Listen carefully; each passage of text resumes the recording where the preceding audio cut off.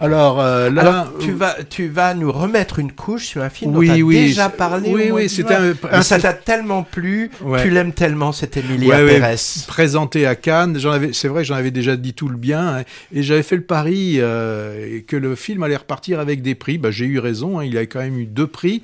Alors le prix du jury et le prix d'interprétation pour les 3 femmes, Zoé Saldana, Carla Sofia Gascon et Selena Gomez. Alors bien sûr, j'ai aucun accent côté hispanique. Hein.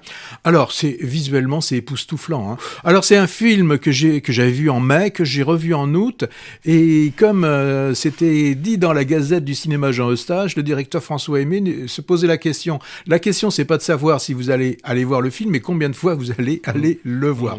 Alors pour faire court, l'histoire, c'est alors on a Rita, surqualifiée, surexploitée, qui 6 talents d'avocate plutôt au service d'un gros cabinet qui est plus enclin à blanchir des criminels qu'à servir la justice. Mais là, elle va avoir une possibilité de sortir de tout ça, c'est assez inespéré, c'est aider le chef du cartel, Manitas, à se retirer des affaires. On ne peut plus glauque et réaliser un plan qui peaufine en secret depuis des années. Et là, tout le monde le sait, tout le monde a vu le film annonce, tout le monde a entendu parler du film, ça va être de devenir la femme qu'il a toujours rêvé d'être. C'est pas évident de réaliser un film avec un tel pitch, ou un tel argument, pardon, je vais essayer de parler français. Audiard n'a pas eu peur, et en plus de cette histoire qui est déjà abracadabrantesque, il y ajoute la forme qui va être une comédie musicale. Oui, j'ai bien dit une comédie musicale. Ce qui différencie quand même Emilia Pérez, par exemple, d'un Mamma Mia, c'est que les chanteurs, chanteuses, là, ne sont pas des pros, on le sent, de la chanson, et pourtant, c'est bien eux qui chantent. Alors, même si parfois ce ne sont que des chuchotements murmurés, ces morceaux musicaux et chantés, concoctés par Camille, sans effet de voix, sont pourtant tellement emplis d'émotions. Cette scène, par exemple, où la petite fille retrouve le parfum de son père, me donne encore la chair de poule et emplit mes yeux d'une certaine humidité.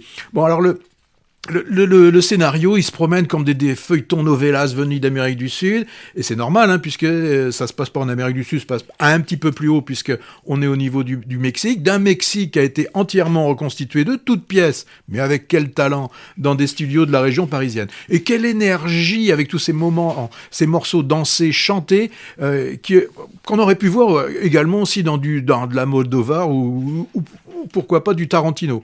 Film à la gloire des femmes.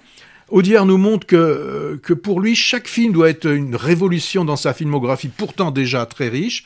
C'est un cinéma audacieux, un cinéma énergique, un cinéma gourmand, avec un sujet tellement casse-gueule, mais avec un traitement qui reste cohérent dans sa folie et porté par un casting de rêve. C'est un spectacle pour tous, avec une réflexion sur ce que peut être l'autre, de la rédemption, de la vie, de la mort. C'est du vrai cinoche, c'est du cinéma. Ouais, rédemption, mais histoire de rédemption impossible finalement, c'est ça qui est intéressant. Alors Audiard Junior poursuit son parcours dans la cour des grands. Il est rarement là où on l'attend, bifurquant de thème en thème et de style en style à chaque nouveau film. Alors son western, Les Frères Sisters de 2018, était tourné en anglais.